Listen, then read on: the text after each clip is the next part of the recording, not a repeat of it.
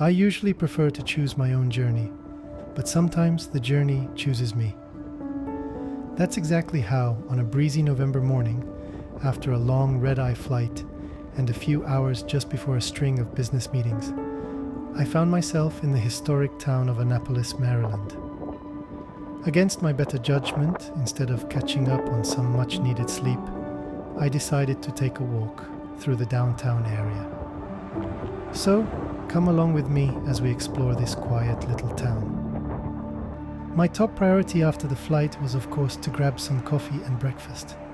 So our first stop is Curate Annapolis Cafe and Bakery, a charming spot nestled on the West Street in the Arts District of downtown. After having a hot and delicious sausage and cheese sandwich paired with a really nice cortado, I'm fueled up and ready to start exploring.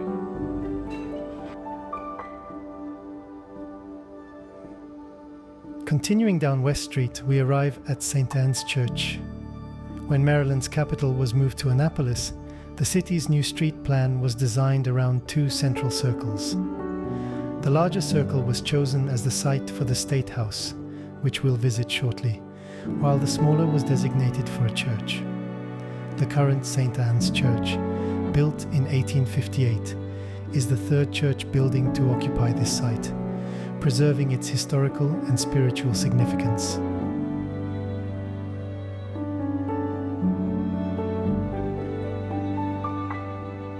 From Church Circle, we turn onto Main Street, a picturesque street adorned with inns, restaurants, and shops teeming with charm and rich history.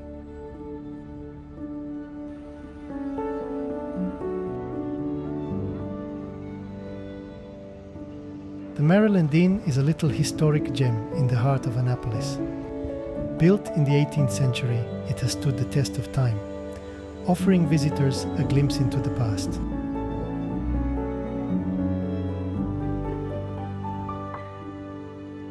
We'll return to Main Street later, but for now, we take a detour down a tiny alley to reach our next destination, the Maryland State House. The Maryland State House is a treasure of American history, as it is the oldest state capitol in continuous legislative use. Construction began in 1772 and was completed in 1779.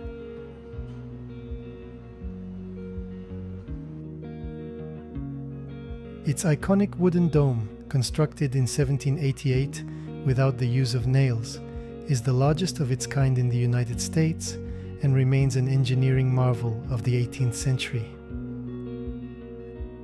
This is the old Senate chamber where on December 23, 1783, General George Washington famously resigned his commission as Commander-in-Chief of the Continental Army, establishing the principle of civilian control over the military.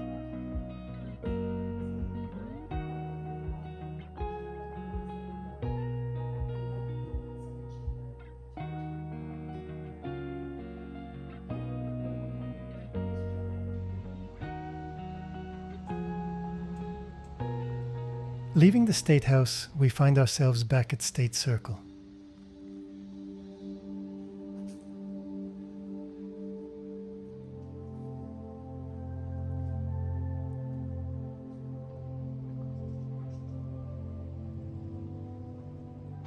From State Circle, where the State House is located, we take a turn onto Cabbage Alley, a small pathway that brings us back to Main Street.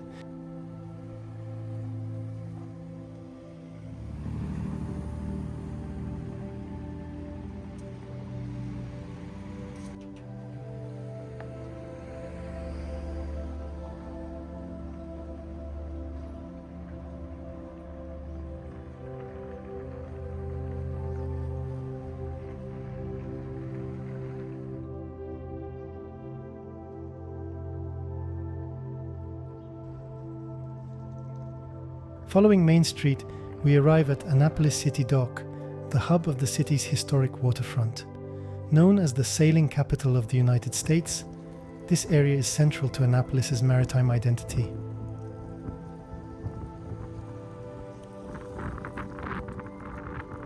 I imagine that in the summer it's buzzing with activity, filled with boats and bustling crowds.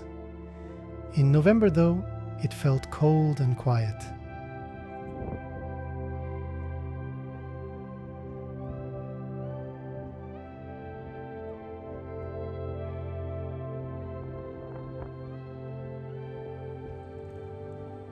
From the city dock, it's just a short walk to the gates of the United States Naval Academy, one of Annapolis's most well-known landmarks.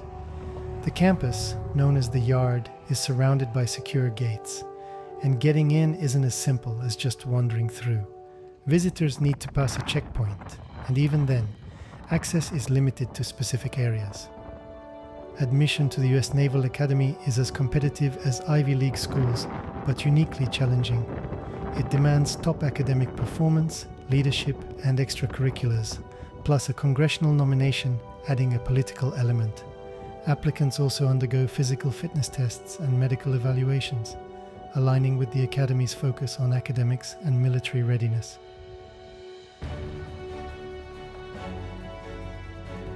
Bancroft Hall, the Academy's dormitory, is the largest single dormitory in the world. While most of it is off-limits to visitors, some parts are open to visitors, including the impressive Rotunda and Memorial Hall, which honors alumni who gave their lives in service to the country.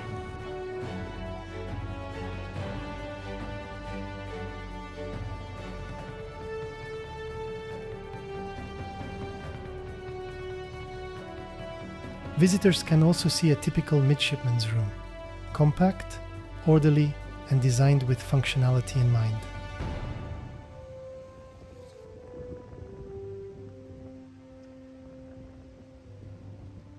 One of the most striking buildings on campus is the Naval Academy Chapel, with its grand dome towering over the yard.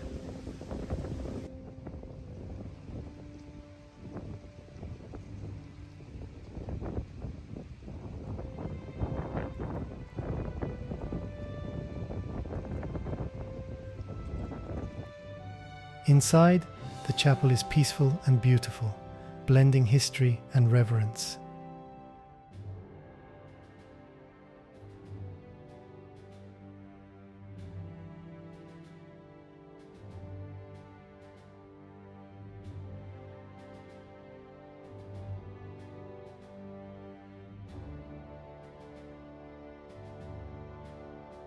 Beneath the chapel lies the crypt of John Paul Jones, a Revolutionary War hero known as the father of the American Navy.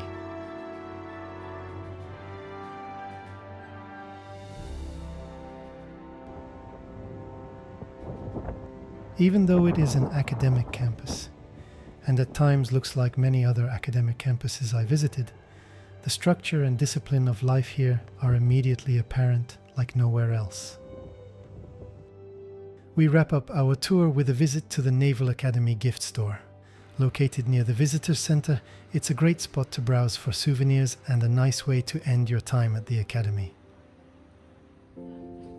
All this walking works up an appetite, so I head back to the town dock and stop by McGarvey's, a long-time tavern known for its beer and seafood.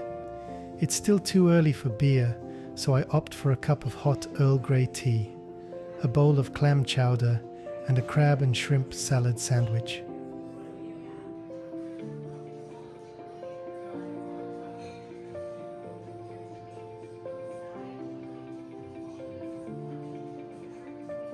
After lunch, it's a perfect time to wander the streets of Annapolis a bit more, savoring the charm of its historic architecture and the small town feel.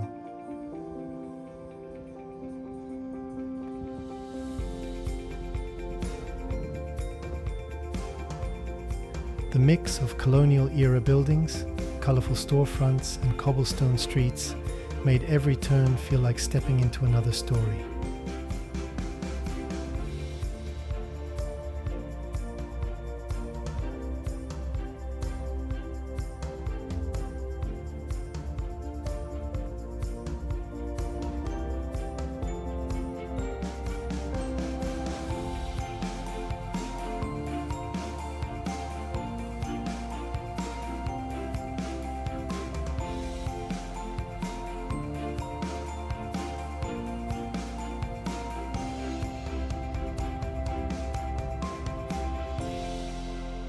Eventually, I called for an Uber to take me to my next destination, Quiet Waters Park, a peaceful retreat just outside the hustle and bustle of downtown.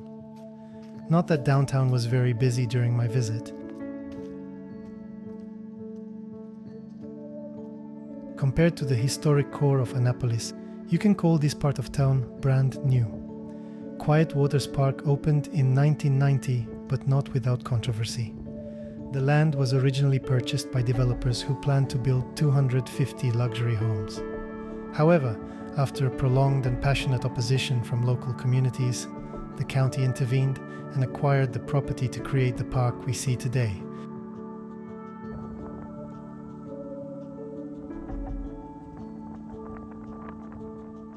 Spanning 340 acres, the park offers 6 miles of paved trails, perfect for walking, running, or cycling. The lush surroundings and serene atmosphere make it a favorite spot for locals and visitors alike. There is also an ice skating rink operating from the late fall through the winter.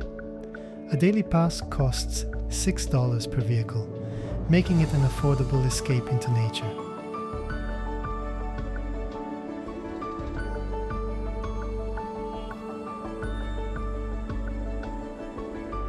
Thank you for coming along on this journey. I truly enjoyed spending a day in this quiet, historic town. Sometimes the best experiences come from places you visit out of necessity, and Annapolis, with its charm, rich history, and unexpected surprises, was a wonderful reminder of that. If you liked this video, please don't forget to press the like button, leave a comment, or subscribe to our channel.